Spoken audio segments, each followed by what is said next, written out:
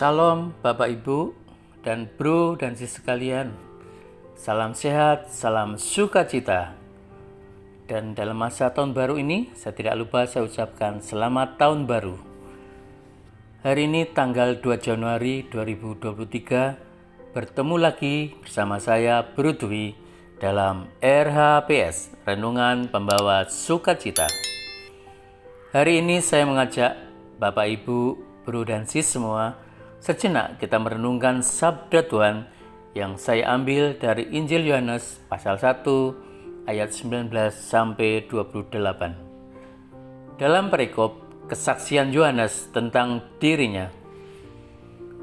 Dan saya memberi tema renungan kesetiaan di dalam perutusan.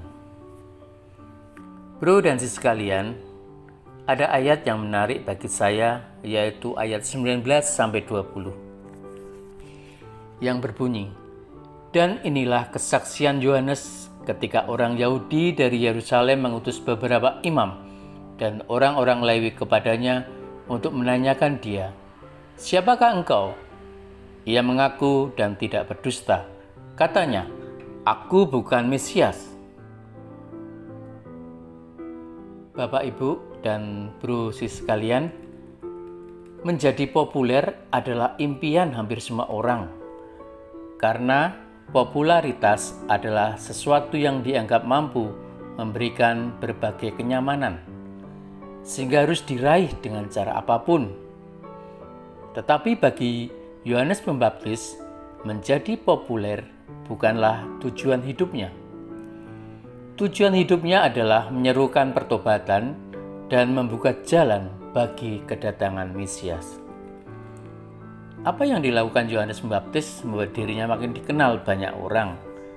Dan orang-orang Yahudi mengutus para imam dan orang Lewi untuk menyelidik tentang siapakah Yohanes Pembaptis. Mereka bertanya, "Apakah engkau Mesias?" Ia pun menyangkalnya. Tidak puas dengan jawabannya, mereka mulai mengajukan beberapa nama yang memiliki kehormatan dan karisma di mata orang Israel. Eliakah atau seorang nabi yang akan datang? Semua dugaan itu disangkal oleh Yohanes Pembaptis. Pikir mereka kalau Yohanes Pembaptis bukan siapa-siapa, mengapa ia melakukan baptisan? Lalu ia menegaskan bahwa dirinya adalah suara yang berseru-seru di padang gurun. Ia hanyalah sarana yang dipakai Allah untuk membawa bangsanya bertobat dan menerima kedatangan juru selamat.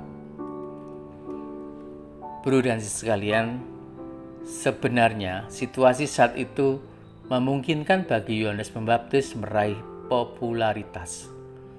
Karena ada sekelompok massa yang percaya dan menghormatinya.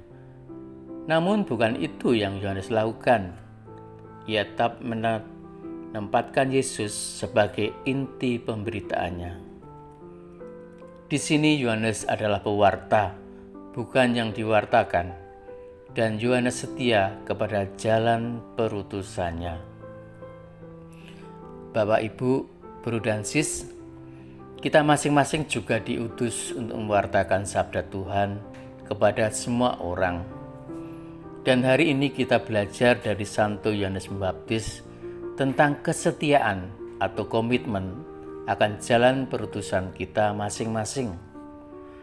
Tuhan mengutus kita sesuai dengan talenta dan kemampuan kita.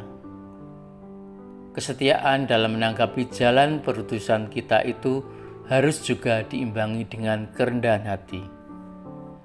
Kalau tidak, kita bisa terjerumus kepada kesombongan dan mencari popularitas. Dan akhirnya, jika kita mulai mencari hal-hal lain di luar tujuan dan perutusan kita, maka yang terjadi adalah kekecewaan dan mungkin juga terus mutung kalau kita tidak mendapatkannya itu. Maka kunci agar kita mampu untuk setia atau komitmen akan perutusan kita adalah, yang pertama, sadar bahwa kita diutus Tuhan untuk mewartakan kasih-Nya dengan tugas yang diterima saat ini. Yang kedua, mohon rahmat ilahi dan kerendahan hati agar setia melakukan tugas perutusan kita. Dan yang ketiga, tetap fokus kepada tujuan untuk mewartakan kasih Tuhan. Bro dan sis sekalian, mungkin ada sedikit sharing sederhana ya. Saya menjadi bagian dalam RHPS itu adalah salah satu jalan perutusan bagi saya untuk mewartakan sabda Tuhan. Dan di situ sangat diperlukan komitmen untuk setia membuat renungan sesuai jadwal. Kadang ada tantangan tersendiri, mungkin rasa malas, mungkin kehabisan bahan sharing, dan sebagainya yang menggoda kita untuk keluar dari komitmen. Tetapi ketika saya kembali mengingat lagi, ini adalah salah satu jalan perutusan Tuhan untuk mewartakan sabdanya, maka kembali saya diberi semangat, meskipun pernah di detik-detik terakhir. Tapi itulah tantangan bagi saya untuk mencoba komitmen akan jalan perutusan di RHPS. Bapak, Ibu, dan Bro sekalian, masih banyak jalan perutusan yang Tuhan berikan kita masing-masing ini ya. Dan menjadi refleksi kita pada renungan hari ini adalah, apakah kita sudah menyadari akan jalan perutusan yang Tuhan berikan kepada kita? Dan apakah kita tetap setia akan jalan perutusan itu? Marilah kita berdoa. Dalam nama Bapa dan Putra dan Roh Kudus. Amin. Allah Bapa yang penuh kasih, terima kasih untuk firman-Mu hari ini. Ajarilah kami untuk tetap setia untuk melakukan segala perutusan yang telah Kau berikan kepada kami, dan berilah semangat kerendahan hati dalam hati kami, agar kami selalu taat dan setia akan kehendak-Mu. Sebab Engkaulah Tuhan dan perantara kami. Amin. Dalam nama Bapa dan Putra dan Roh Kudus. Amin. Terima kasih Bro dan Sis sekalian. Sampai berjumpa kembali dalam renungan RHPS. Berkah dalam.